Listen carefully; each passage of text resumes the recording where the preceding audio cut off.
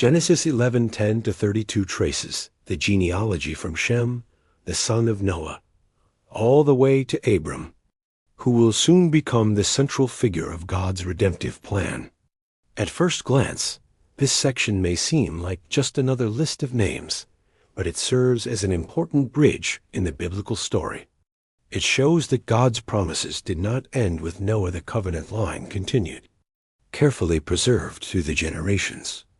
The genealogy highlights God's faithfulness. While humanity had been scattered at Babel and nations were forming in confusion, God was quietly directing history toward his chosen servant. From Shem to Arphaxad, to Peleg, to Terah, and finally to Abram. Each generation is named to remind us that God never loses sight of his plan.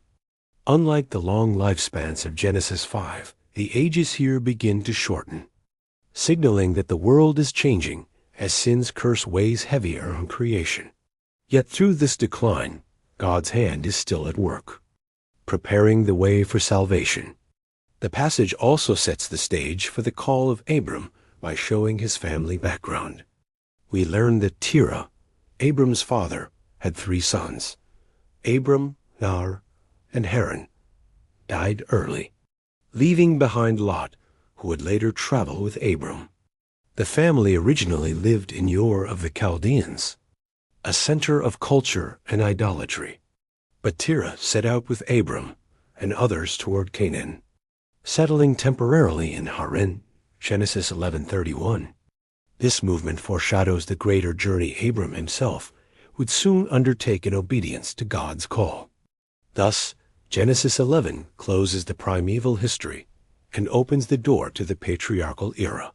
Through this genealogy, the Bible shifts its focus from the whole world to one family, showing that God's plan of redemption will now unfold through Abram's line.